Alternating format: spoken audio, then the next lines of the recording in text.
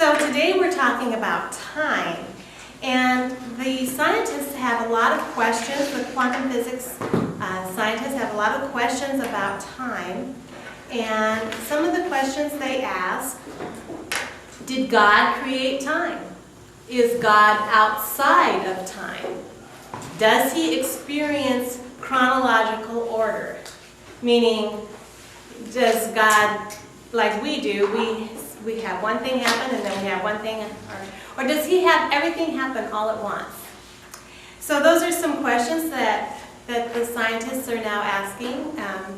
The ones that are asking, is there a God? Which a lot of the scientists are now asking that. So we will look and see what Scripture says and what answers we would give them if we would be giving them scriptural answers. So we're going to start with Genesis 1. Again, we've been in Genesis 1, the first few verses, for quite a long time. But I want us to specifically look at verse 4. 1. God saw that the light was good, and he separated the light from the darkness. So God made light, and he separated it from the darkness, and yet we do not have day 4, and we don't have the sun, the moon, and the stars. Let's see. That would be verse 14 and 15. And God said that there be lights in the expanse of the sky to separate the day from the night, and let them serve as signs to mark seasons and days and years. That's really important. The sun and the moon and the stars are to mark seasons and days and years. And let them be lights in the expanse of the sky to give light on the earth. So God had already created light, but it wasn't necessarily lighting up the earth, and we didn't have days and seasons and years. And that's really to consider that time wasn't actually created until day 4. And I have always been of the persuasion, or the opinion, that the earth was created in a literal 7 24-hour days. And there's a lot of people that believe that, and there's a lot of Christians, Bible-believing people, that don't believe that it's in a literal 7 24-hour days. And even though I have always believed that, I cannot prove that by this passage in Scripture. Because, first of all, verse 1, in the beginning God created the heavens and the earth. Now the earth was formless and empty. This whole thing happened way before the day when the sun, the moon, and the stars were put on the earth, where there were seasons and years. So we don't know how long, this is before God said, let there be light. We do not know how long this, in the beginning, God created the heavens and earth, existed before day 1, and we don't know how long day 1 really was. Was it a 24-hour day? It says there was evening and there was morning the first day. But all that really means is there was dark, there was light. So there was a time period of dark and light when God created day 1. And so if someone comes along and absolutely proves to us that the world is billions of years old, like they say, we don't have a problem with that. Because we can't prove from Scripture that day 1 was a 24-hour day anyway. And day 2, when God said, let there be an expanse of water and separate water from water. All that happened before time was created. We cannot prove that that was a 24-hour day. That could have been billions of years for all we know. We don't know. We cannot be dogmatic on that. And let's see. On day 3, let the land produce vegetation. Still, we do not have a timetable. We have dark and light. We have a season of dark and light. But we do not have years, hours, days. We don't know. So if they say it took billions of years for the vegetation to get where it got, okay, we can live with that. We don't know. Even day 4, when God created the sun, the moon, and the stars, we don't know if on day 4 there were billions of years and then he created on maybe noon of whatever that would be of day 4. So we don't know where in that process. So if God created the sun and the moon and the stars and it took billions of years for that to happen, it's no big deal to us theologically. We can live with that. So we have lots of loopholes. We're okay. Later. We'll answer questions later. But, so that's just something to consider.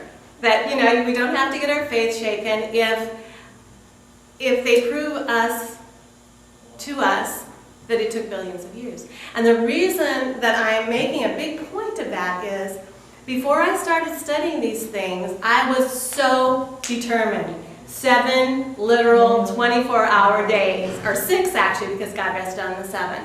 And I thought that's exactly what the Bible taught. And I didn't think I would budge on that. Because to me, the reason scientists wanted to say that the earth was billions of years is because that's what they needed to have this whole evolutionary thing work for them. And I thought that was the whole purpose of the billions of years.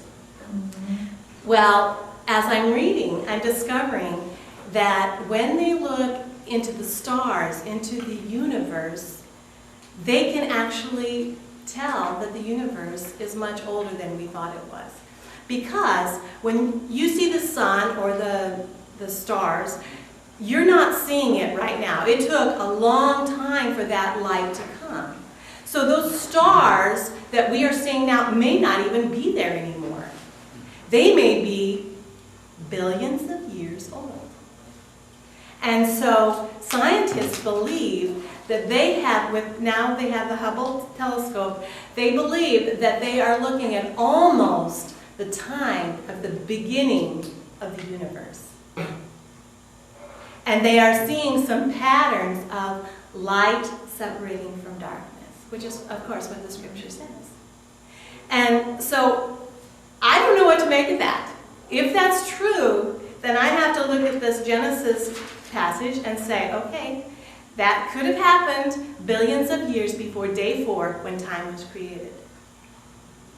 So I'm flexible there, and maybe that's pretty radical for a Bible-believing Christian, but that's where I'm at. I'm open to the possibility that perhaps the universe is billions of years old, and it all happened before time was created. So is it really billions of years? It's more like eternity kind of thing, you know. So that's one option. Now the other thing is, when we look at time and we wonder, you know, does God experience things chronologically? And what are we doing as far as, you know, how is God with time? Well, let's look at Joshua 10. Some really interesting stories in the Bible. And Joshua 10 is a story I'm sure you've heard. And here's, you know, Joshua's out there fighting a battle. And so verse 11, Joshua 10, verse 11. As they fled before Israel on the road down from Beth Horon to Azekah, the Lord hurled large hailstones down on them from the sky, and more of them died from the hailstones than were killed by the swords of the Israelites. On the day the Lord gave the Amorites over to Israel, Joshua said to the Lord in the presence of Israel, O sun, stand still over Gibeon, O moon, over the valley of Ajalon. So the sun stood still, and the moon stopped, till the nation avenged itself on its enemies. God answered Joshua's decree that the sun stands still, that the moon stands still. I don't know how he did that. And I don't know what else was happening on the earth when the sun stood still. But that's pretty bizarre. So we know that God is totally outside of time. He can make time stand still. The other incidents we have in the Bible of time standing still is 2 Kings 20, 9 through 11. It doesn't just stand still. 2 Kings 20, 9 through 11. This is Hezekiah. He was going to die. The prophet Isaiah came to him and told him that he would live, and he wanted some sort of sign that this was actually going to happen. So, 2 Kings 29 through 11. Isaiah answered, "This is the Lord's sign to you that the Lord will do what he has promised. Shall the shadow go forward 10 steps, or shall it go back 10 steps?"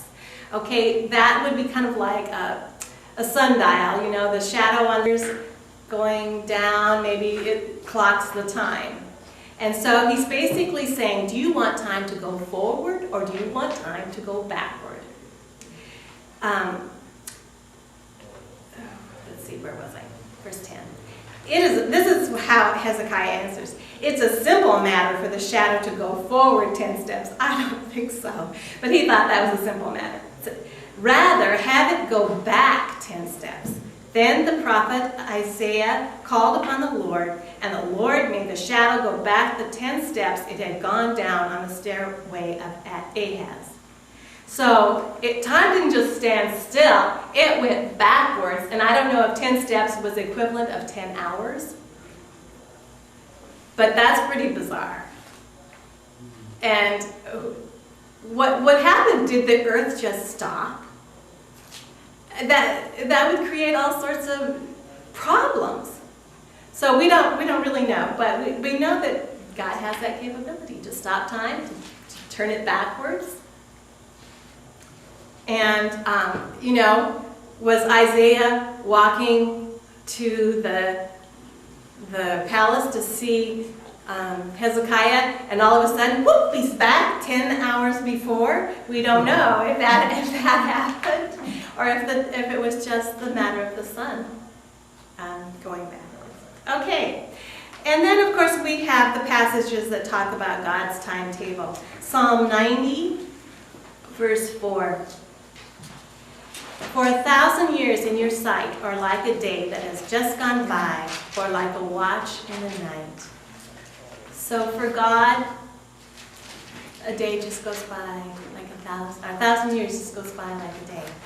And a very similar one in 2 Peter 3:8 says, "But do not forget this one thing, dear friends. With the Lord, a day is like 1,000 years, and 1,000 years are like a day." So back and forth. Either a day is 1,000 years, or 1,000 years is a day. So to God, that's how he experiences time. Now, in quantum physics, there's something called space-time. This is something coined by Albert Einstein. We look around us as having a three-dimensional world. And I'll describe this as an artist. There's two-dimensional art and there's three-dimensional art. Two-dimensional art would be a painting, a drawing, something on a piece of paper or a canvas. And three-dimensional art is sculpture, things that you can get around, you know, all three sides, or 2 sides, 4 sides, whatever. Anyway, now two-dimensional art is theoretically, technically, it has a third dimension, because even a very thin piece of paper has a thickness, so it really is three-dimensional. So we live in a three-dimensional world. We do not live in a two-dimensional world. However, the quantum physics say we have a fourth dimension, and the fourth dimension is time. So Einstein came up with the phrase space-time, because you can't really have space without time. You can't really have time without space, according to the quantum physicists. So I don't know how that works with what we have in the Bible. It seemed to me there was space created before there was time. But if you have any event happening, it would be like, okay, you're going to meet somebody, and you say the location, the two-dimensional location would be 4th Avenue and Fremont. Those are 2 dimensions, right? But then, once you get there, you realize there's a 7-story building, and so the third dimension is, oh, maybe they're on 3rd floor, so that's your third dimension. But the fourth dimension is, what time are you going to be there? And so it's at 4 o'clock, say. So that's your 4 dimensions. To any particular thing that's happening has 4 dimensions. So if you hear the expression space-time, that's what Einstein was talking about. It's the 4th dimension, and it's pretty much space and time have to go together just the way energy and matter has to go together. They pretty much combine those 2 concepts together. All right, now there are some things about space-time. That is not something that you're really going to see in your typical Newtonian physics, because space and time, time is considered a constant in our everyday world. We think of time as being always there. It's not something that changes. It doesn't stop. It doesn't go back 10 steps on the stairway. It's a constant. But in physics, time is not a constant. In quantum physics, time is not a constant. And the reason it's not a constant is because time is actually affected by gravity. If you put a clock and send it up into space, the clock is actually going to run faster in a gravity-free environment than it does here on Earth. So I suppose time would go faster on the moon than it does here on the Earth. And if you have one clock in the basement and one way on the top of the Eiffel Tower or something like that, or the Empire State Building, those clocks eventually will not be in sync with each other, because the clock that's higher up is going to run faster than the one that's down lower. So Einstein says time can actually be bent by gravity. And it also stretches and distorts space. The sun's gravity bends light waves. So gravity does all sorts of things. So we can't really say things are constant like we always thought they were. And so that's why, people don't really understand Einstein's theory of relativity, but what he's basically saying is everything isn't as constant as what we thought it was. So, okay. So, I think what we'll do now is we'll turn the camera off.